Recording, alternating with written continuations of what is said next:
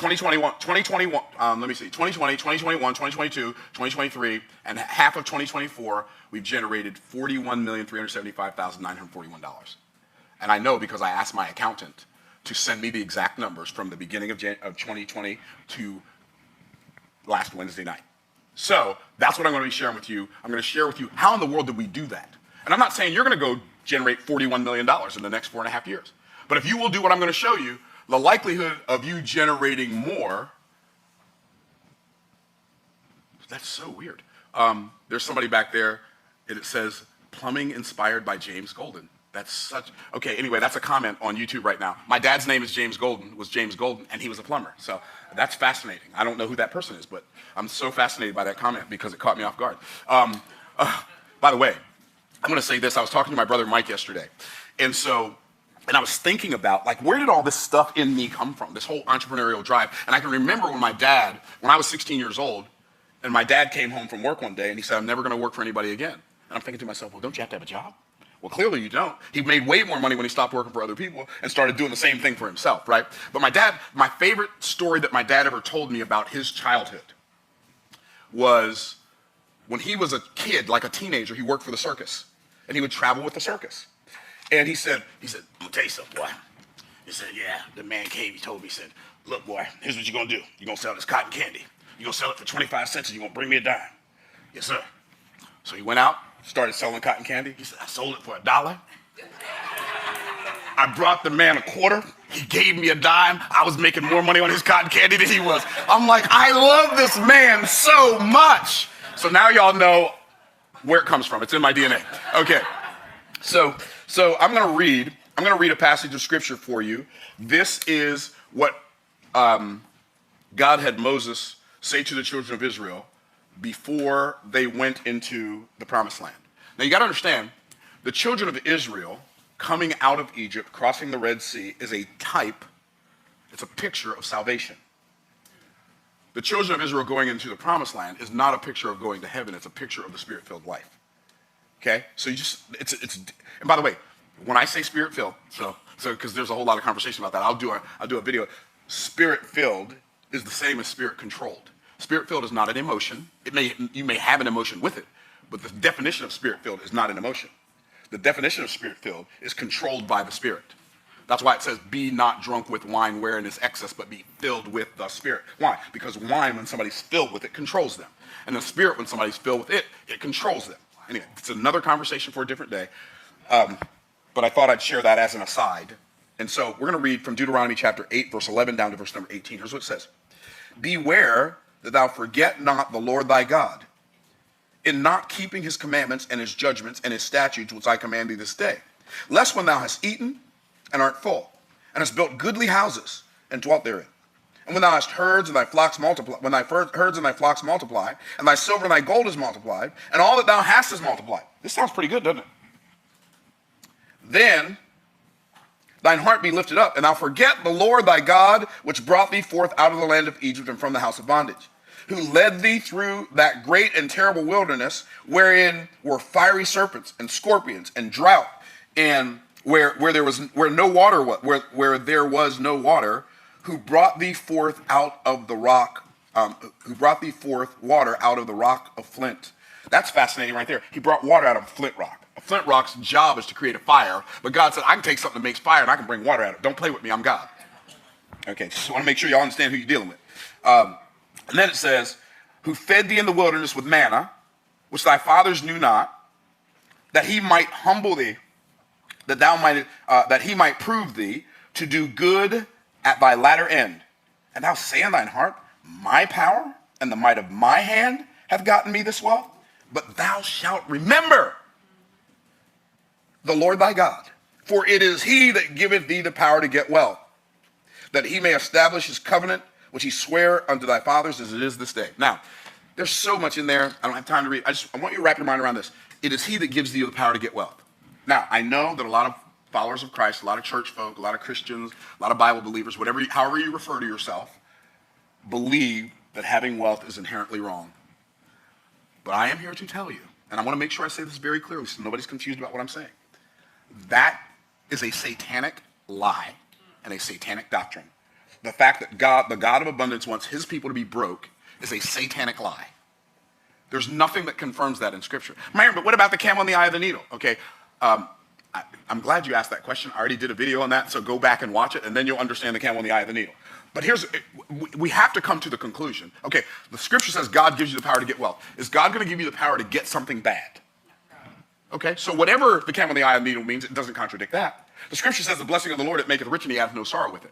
Okay, is God going to bless you with something bad?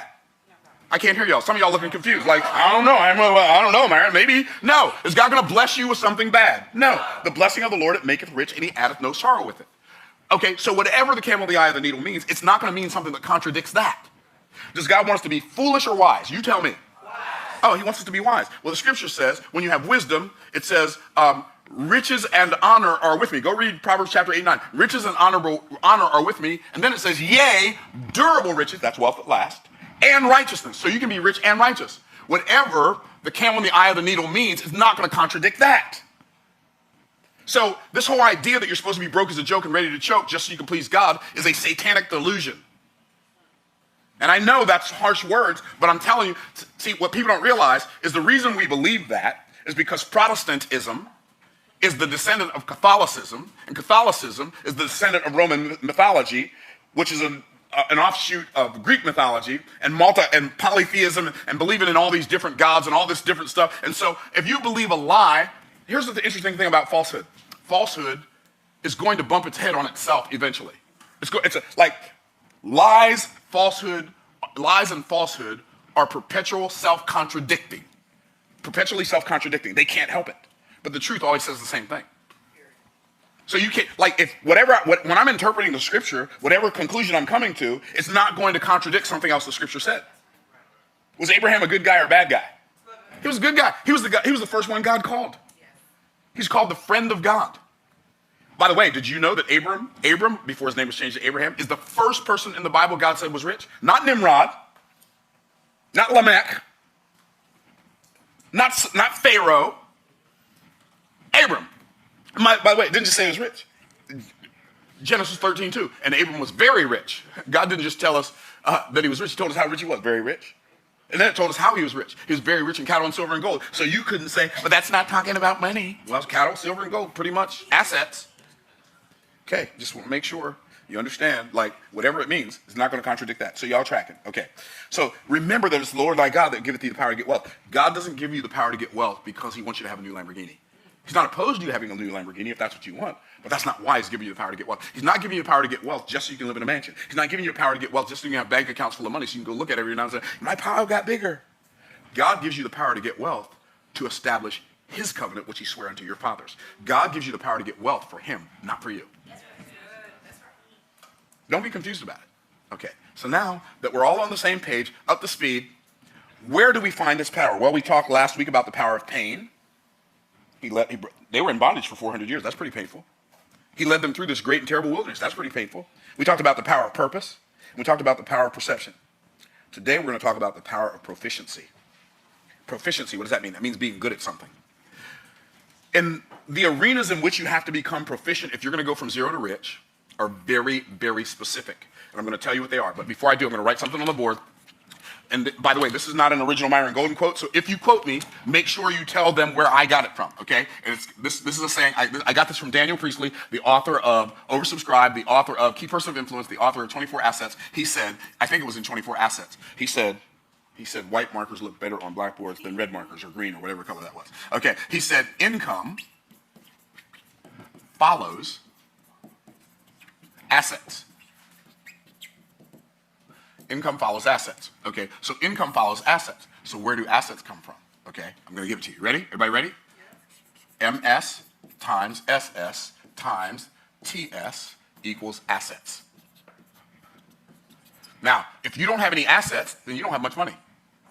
And if you don't have any assets, either your MS is missing, your SS is missing, or your TS is missing. I'm going to talk to you about what those are. So what's MS? MS is mindset.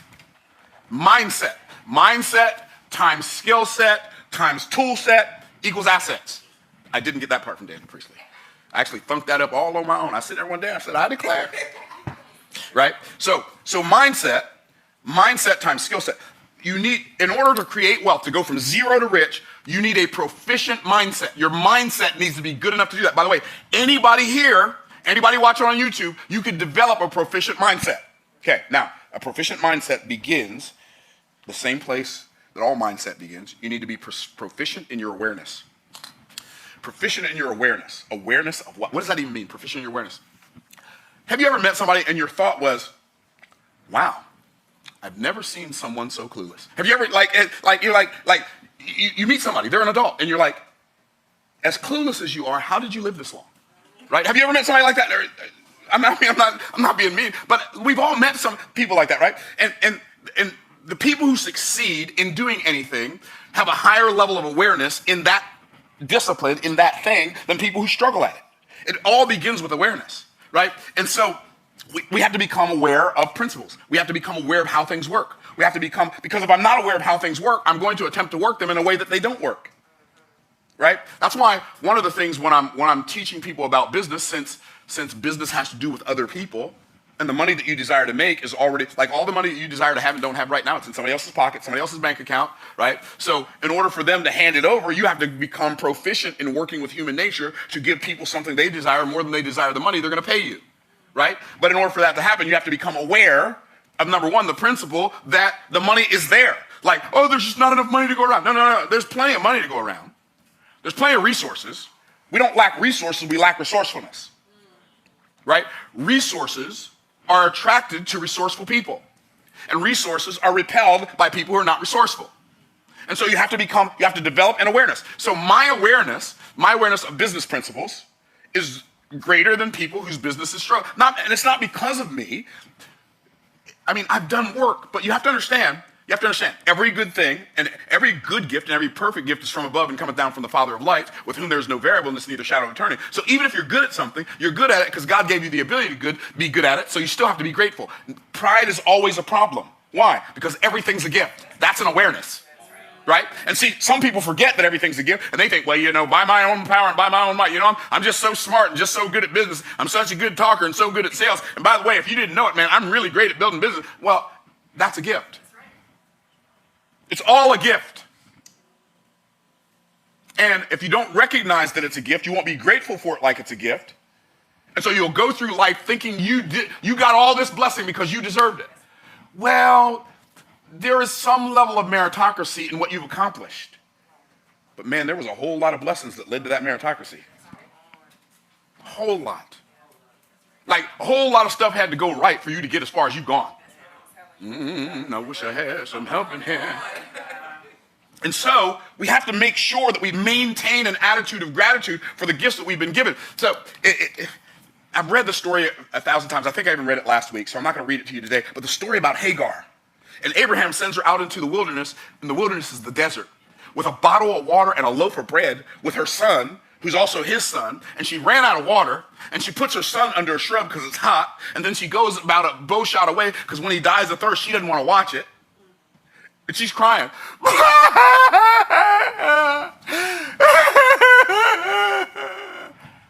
And then the angel comes and asks this strange question. What you crying about, Hagar? That's such an odd question. What aileth thee, Hagar? A woman in the desert with a child, no water, and you're going to ask her why she's crying? I don't know. It seems fairly obvious, and I'm not even an angel. But maybe the angel didn't ask the question because he didn't know the answer. Maybe he asked the question so that we could learn the answer. Because the things that were written aforetime were written for our learning, that we through patience and comfort of the scripture might have hope. What aileth thee, Hagar?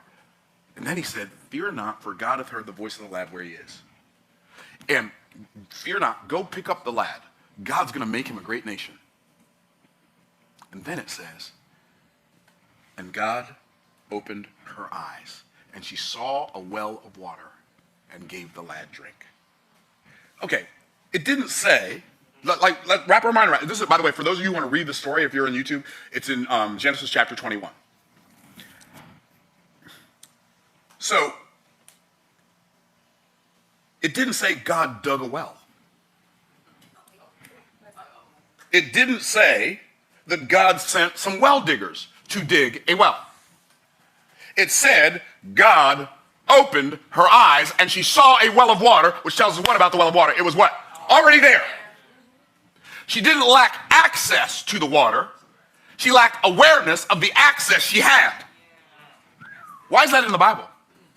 Because just like Hagar, who could not see the water, the well of water in front of her eyes because of the water that was welling up in her eyes, sometimes we are so focused on what's not in the bottle that we miss the well.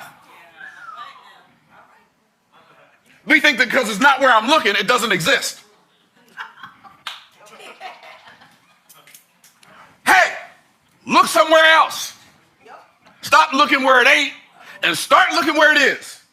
See, the problem is, like we don't perceive ourselves as people who lack awareness because we are aware of what we're aware of. And our awareness of what we're aware of makes us unaware of what we're unaware of. Because I know the things I know keep me from learning the things I don't know. That's why it says over in Hosea, it says, my people are destroyed for lack of knowledge. It wasn't that they couldn't know that they didn't know. It was that they wouldn't know that they didn't know. My people are destroyed for lack of knowledge. How do I know that? Because the next verse tells us, because thou hast rejected knowledge, I will also reject thee. Why would somebody reject knowledge? Because they think they already have it. Thinking that you already know is the biggest hindrance to learning that has ever existed on the earth. Sometimes our sight makes us blind. Why? Because we can see what's missing. And when we can see what's missing, it causes us to miss what's there. You want to have a proficient mindset? Ask God to open your eyes and make you more aware of what's already there. Because I promise you, there's no opportunity missing. Opportunity is not what's missing. Say, Myron, you don't understand where I live. There's no opportunity here. Well, in places where there seems to be less opportunity, that's where the greatest opportunity is. Why? That's the principle. Where sin did abound, grace did much more abound. What is sin? Sin, the word sin means to shoot an arrow. Anybody else love archery? I love shooting bow and arrows. I just love it. Anyway, you shoot an arrow at a target. Sin means the arrow doesn't just miss the target, it falls to the ground before it reaches the target. It comes up short. So in any arena of our lives where sin did abound, grace did much more abound, in any area of our lives where something's coming up short, grace is a gift. There's an opportunity there for a gift that's so much greater than the falling short. We have to ask God to open our eyes so we can see what's already there. Awareness. You have to become proficiently aware of the way things work. You have to become proficiently aware. Now this awareness right here, this is the awareness that changes the game. You have to become more aware of what's missing in the lives of the people you serve than you are aware of what's missing in your own life. See, your problem, one of the reasons your business isn't doing well is because you're so focused on making your business do better that you're not focused on making the lives of the people you serve better. You're looking to use them to make your life better. So you're seeking to use people to serve your purposes instead of seeking to have God use you to serve their purposes. It'll change the game. But you don't have awareness. Like you're not proficient enough in your awareness to realize that you have been put here to please God and serve people. Like, do you understand? If you become obsessed, if I become obsessed, if we become obsessed with pleasing God and serving people, pretty much all of our problems will eventually go away. That's the whole purpose. That's why I was created. I was created to please God. I was created to serve people. It's interesting that when I serve people, that happens to please God. This is not hard stuff. It's just different stuff than what we're used to. It's just different stuff than what we've been told. No, nobody ever told you, hey, you want to build a really, really, really successful business that makes millions and millions and millions of dollars? Go obsess over a whole bunch of other people's problems more than you obsess over your own. Find an elegant solution. Let them know you have it. Give them the opportunity to pay you, and you can create wealth beyond your wildest imagination. But you're so focused on trying to make the money that you forgot the money is in somebody else's pocket, and they don't like you enough to just hand it over to you, so you better go solve their problem. Okay. If God gave you a child or children, he gave you that child or those children so you can serve them. If God gave you parents, he gave you those parents so you can serve them. If God gave you friends, he gave you those friends so you can serve them. If God gave you a husband, he gave you that husband so you can serve him. If God gave you a wife, he gave you that wife so you can serve her. God brings people into your life. If God gave you a job, he gave you that job so you can serve that business and the clients that business serves. If God gave you a business, then God gave you employees. He gave you those employees so you can serve them. And if you're seeking to do something other than please God and serve people, you are wasting your time here on this planet. Okay. Just thought I'd share that in case anybody was interested. Okay. So you have to become proficient in your awareness. Now you have to become aware of what people's needs are, what their desires are, the things they desire. And then you have to become aware of how to put it in a message, how to put your transformation in a message that is appealing to them. See, your problem is you wrote a book and you want people to care about it. Nobody cares but you and your mama. And she'll buy the book because you're her baby. But she don't want to read it. She was there when it happened and she didn't like it that much the first time. But nobody else is going to buy your book because they want to know your story. I just want to write a book about my story. No one cares. People want you to write a book that solves their problems. They don't want you to write a book so you can tell them your story. They don't care about your story. They don't care about my story. They don't like you that much. They don't like me that much. And the more aware I am of the fact they don't like me that much, and the more aware I am that the thing that I got to be talking to other people about is their problem, and the solution that I've created, when I realize that this book is not the book is not the value. This book that I wrote is not valuable unless it is the transportation of a transformation. What does that mean? If this book does not carry in it something that changes your life for the better, you don't care about it. You might as well just chuck it in the trash. You want people to care about your book. You want people to care about your product. You want people to care about your service. Nobody cares. People are zoned into their own thing. And what's really cool, do you realize if you become a person who obsesses over other people's problems, you'll be probably in the 1%. I'll say in the 5% of people whose lives are blessed because you obsess over other people's problems. Almost nobody does it. So there's almost no competition in obsessing over other people's problems. Like, I don't have any competition. Why? I don't have any competition because I'm me. And not because nobody else obsesses, but nobody obsesses over solving other people's problems in the way that I obsess over solving other people's problems with the methodologies that I use, so I have no competition. But guess what? Neither do you. You need to become more aware so you can become more obsessed. Okay, so aware of their problems. Okay. You have to become aware of a solution, because if you're aware of the problem and you can't solve it, it doesn't matter. Right? So awareness is where it begins. When you become aware of something new, it's decision time. And see, some people have pretty decent awareness muscles and very atrophied, weak, and pathetic decision-making muscles. Most people are not good at making decisions. They flip-flop around like a fish on a sidewalk in July. From, I'll do this, I'll change my mind. The word decide is not the same as the word choose. The word choose means pick one. The word decide, of or from, side, to cut. You cut yourself off from any other possibility. You tracking? So when you decide to do something, you become aware of an old truth that's new to you. You make a decision to get on a new path that you've never been on. And then you decide to stay on that path regardless of how it feels when you first get on it, because when you decide to get on a new path, disruption always follows intention. So you make a decision. So you become proficient in your awareness, you become proficient in your decision making. People who succeed make the decisions very, very quickly and change them very, very slowly. People who struggle make decisions very, very slowly and change them often. And people say, hey, Myron, I'd like for you to do X, Y, and Z. And I'll just, I am not nice, so I'm not going to say, okay, I'll think about it. Like, if I know the answer is no, I'll say that's not going to happen. Like, I'm just like, no, that's not. Well, but you might change your mind if you knew. No, I'm not going to change my mind. What you think I haven't thought about, I already thought about it, and the answer's already no, right? And so I'm not going to pretend. I'm not going to drag them along and make them feel like eventually I'm going to say, yeah. It's a 2-letter word, bro. N-O.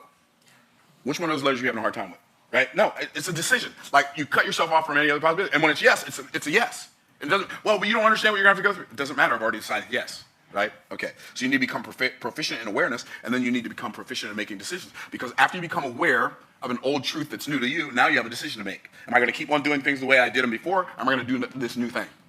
And by the way, when I start doing this new thing, when I decide that I'm going to start doing the new thing, the new way, new to me, now I've decided to engage in an activity that I know I'm not good at, and it may take me a while to get good at it. Yeah. See, I got started in sales October of 1985. I was terrible. And I kept doing presentations anyway. How long did you do them? Well, kept doing them long enough to make a sale. It only took me 18 months to make my first sale, but I kept doing presentations anyway. Why? Because I decided. I didn't choose to be an entrepreneur. I decided to be one. And see, one of the reasons some of you can't succeed is because you don't make decisions and you have too many options. And so when the first thing doesn't work, you go to the next thing, or what doesn't work for you, you don't let it work on you until you become the person for whom it can work. Because as we know in the scripture, all work works, right? Isn't that what it says? In all labor there is profit. So all work works. Work is a two-sided coin. It either works on you or it works for you. And you have to be willing to let the work work on you until you become the person for whom it can work. I'm not smarter than you. I promise you I'm not smarter than you. I've just let the work work on me longer than you.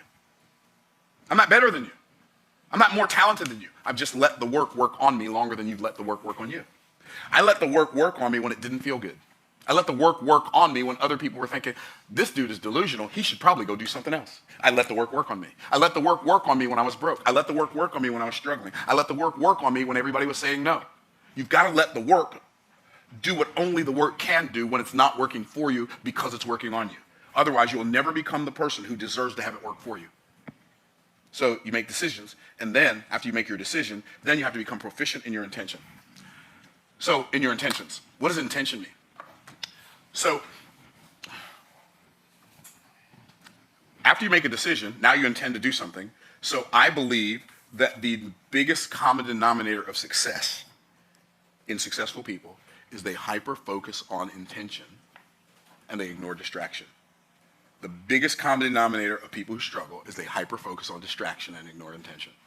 Like if you just become proficient at one thing, it'll change your life. If you just become proficient in being intentional, intentionality, like I've already decided to do this, so I know that whatever else I'm going to do, it's not going to stop me from doing this, right? That's what I mean when I say intention. So Myron, how would you define intention and how would you define distraction? I would define intention as anything I focus on that moves the needle in my favor. So when I'm focused on something that causes the needle to move in my favor, I'm being intentional. I would define distraction as anything I'm focused on that doesn't move the needle in my favor. That's why people who are successful hate small talk. They don't want to talk about the weather. They don't want to talk about the basketball game. They don't want to talk about the golf tournament. They don't want to talk about anything that doesn't matter to their objective, to their awareness and their decision. If it does not make the decision I made work better, and my awareness, it doesn't make my awareness more clear, and it doesn't move me closer to my objective, I don't want to talk. Why are we talking about this? And then people who love small talk, they'll say, yeah, I was talking to my cousin last week. My cousin on my mom's side, I don't know their cousin or their mom. Why are you giving me this detail? Like, I don't say it, but I'm thinking to myself, this is way too much detail about something that I don't even know why we're having a conversation. You want to tell me that it's your mom's cousin, it's your cousin on your mom's side.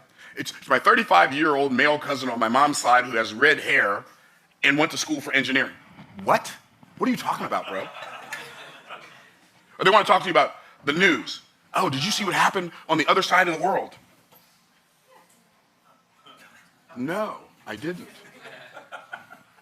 I don't watch the bad news. I don't watch the bad news on constantly negative news, CNN. I don't watch the news on slides of Fox News. I don't watch the news on Always Be Critical, ABC News. I don't watch the news. Myron, how will I know what's going on in the world if I don't watch the news? Can I ask you a better question than that, baby? If you can't fix what's going on in your world, what you gonna do about what's going on in the world?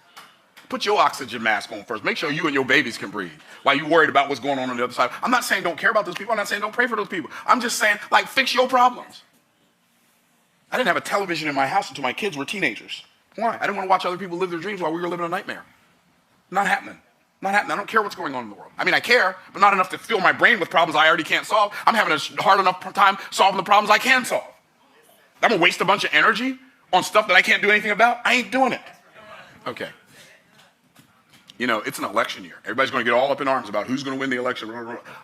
I am fully persuaded that I am not fully persuaded that elections do anything other than distract people from doing things that matter in their lives. Now, I vote, so before you start judging a brother, just in case it works, even though I think it does nothing other than distract us. In case it works, I do it. But I'm not going to get all up in arms, and I'm not going to argue with you about Donald Trump and Joe Biden and whoever else, Hillary Clinton and whoever else is going to be pulling off their shenanigans. I'm not going to have an argument with you about it. Why? Because it don't matter. Because promotion doesn't come from the east or the west. Promotion comes from above. And the person who's going to be president is whoever God puts on the seat. Whoever God has ordained before the foundation of the world to be president, that's who's going to be president. And guess what? They still are not the King of Kings. Okay. Anyway. So I'm going to focus on the King of Kings. Let y'all worry about the president. I'm going to focus on being one of the kings. I'm worried about them being president. I'm worried about me being the king of my thing. Okay. Anyway, don't want nobody to be confused. Who you dealing with? So you need proficiency in mindset, in awareness, mindset, proficiency in decisions. Mindset is awareness, decisions, intention. Awareness, decisions, intention. Like if you get there's other things in your mindset, like expectation is a part of mindset. I get that there are other components, but if you can get awareness, like if you can ask God to open your eyes and just show you what's already there in front of you that you can take advantage of. If you just pray every day, dear Lord, open my eyes today. Help me to see the opportunities before me. Help me to see the opportunities to serve other people. Help me to see the opportunities to serve, to please you, and help me to take advantage of every one of those opportunities. And then you become more, because you're praying and asking God to open your eyes, you become more aware of those opportunities to serve and those opportunities to please God. What happens is your life will start getting incrementally, exponentially better. Okay. And then you make decisions. And when you make your decision, you cut yourself off from any other possibility. And then you set your intention and only focus on things that move the needle in your favor. That is skill set. So I said at the beginning of this video, skill set, mindset, MS times SS, skill set, times TS equals assets. Skill sets. I was going to cover it next week, but I'm going to cover skill sets right now. You have to become proficient in your skill set. So in business, there are 3 functions of business. And in those 3 functions of business, you must become proficient. Are y'all ready? Let me hear you say yes. Yes. This is how you go from 0 to rich. Okay, here it is. Number 1, innovation. Innovation. You have to become proficient in innovation. What is innovation? After you discover, the problems that other people have and you obsess over them, then you innovate or you create an elegant solution. And if you can't create an elegant solution, you find somebody who's already created one and promote that one. Right? So innovation is the first function of business. What is innovation? It's when I create or source or partner with somebody who's solved a problem in an elegant way for a large group of people. That's innovation. That's the first skill set. By the way, you want to become good at innovation? There's a great book on innovation. You can find it on my website or on my Amazon storefront, MyronGoldenAMZ.com, MyronGoldenAMZ.com. You can find it there. It's called The Innovation Secrets of Steve Jobs. It will be one of the best books you've ever read. It was written by Carmine Gallo. Has anybody here ever read that book, Innovation Secrets of Steve Jobs? Game changer. Game changer book. And it shows you how Steve Jobs was able to transform all of these different industries with his innovative process by seeing connections between seemingly unrelated things. Mind-blowing book. So innovation, that's the first one. Second skill, marketing and sales. I know a lot of people say sales and marketing, but when you say sales and marketing, you're saying it backwards, right? It's marketing and sales. Marketing happens before sales. So I'm going to give you the definition of both. You must become proficient at these. Marketing. Marketing is the art and science of discovering and developing in other people.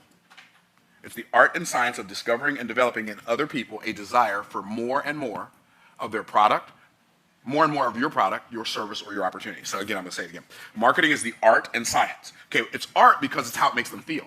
It's science because it's measurable. So it's the art and science of discovering and developing in other people. Now, how do you discover and develop something in other people? Well, you discover something in other people by asking them questions.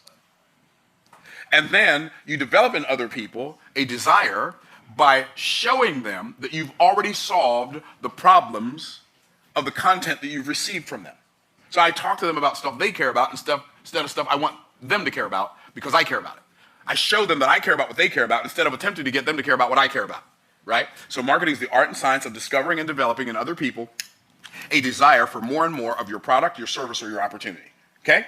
Everybody got it? So that's marketing. What's sales? Sales is uncovering the value of what you have to offer so well that people are happy. They're what? They're happy. They're what? They're happy to exchange the money they have in their pocket for the value you've revealed.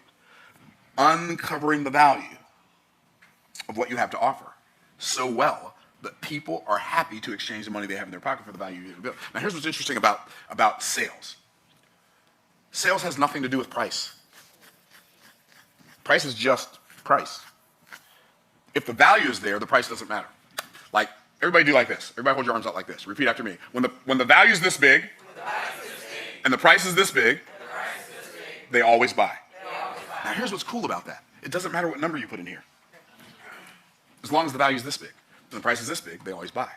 And so my objective is to obsess over other people's problems so much that when I present the value to them, it's this big. And then when I give them the price that's this big, they say, well, I'll take that.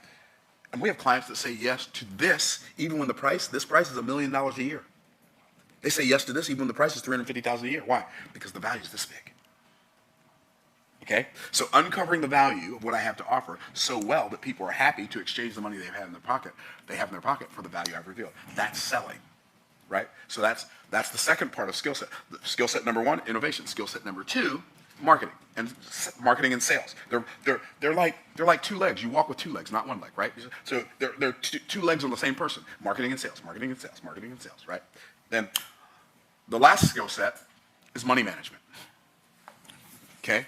Yes, you have to do fulfillment and all that stuff, but that's part of delivering value. So I'm not going to close big sales one-to-one. So for those of you who have a premium value offer, like a $5,000, $10,000, $50,000, $100,000, $300,000, $1 million offer, I'm going to show you how to close those sales one-on-one. Like if you get on a closing call or on a Zoom call, how do you close those sales? I'm going to release that this coming Sunday because it matches what I'm talking about right now, and that would be a good video for you. And if I don't release it on Sunday, I'll release it on Monday. But no, I won't release it Monday because Monday's live. So maybe Monday I'll do this next part of this video. That'll be fun.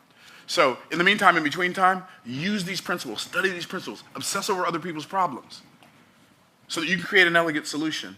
And when you do, you can go from zero to rich. Hope this helped you. Stay blessed by the best, and we'll see you on the next video. Bye for now. Okay. Sir. So, the value of innovation, marketing and sales, and money management can change your life. Now, I want to go into the tool set. I don't have enough time this week. So, we're going to pick up where we left off next week, and we'll do Zero to Rich Part 3. But I'm telling you, when you learn these skills, they will change your life at another level. So for those of you on YouTube, just to add to the value of this video, I'm pretty sure we don't have a video already scheduled for this coming Sunday. So right before this live, I recorded a video called How to Close Premium Value Offers, right? Or how to sell, I don't remember what I called it, but what is it? One-to-one. How to close big sales one-to-one, right? So I'm going to release that video on this Sunday. How to talk about that right now. You got to be good. Like the thing you're selling people, you better be good at it. Right. Otherwise, you're stealing. You're defrauding people. You're cheating people, right? So if you're making somebody a promise, make sure that you can fulfill the promise elegantly, efficiently, speedily, and then the last part of skill set is money management. There are a lot of people out there who make a lot of money and they're just broke at a higher level. You know why? Because they're not good at managing money. You have to manage your money in such a way that the outgo does not exceed the income, so the upkeep does not become the downfall. Our business does very well. My business is way richer than me. Right? Why? Because I pay myself a salary. And I don't pay myself a ridiculous salary. I pay myself a very, very modest salary. I pay the people on my team very well, but it's a modest salary. Why? Because I want the job to last for a long time. And I've played really close to the edge before when I thought I was a baller and lost everything. And I will never do that again, because when I lose everything, I don't just lose everything for me. I lose everything for me and everybody on my team, and I'm not willing to risk that. I would rather live in a smaller house. I would rather drive less elegant vehicles. I would rather not live an extravagant lifestyle and still be able to support the people that help me support the people that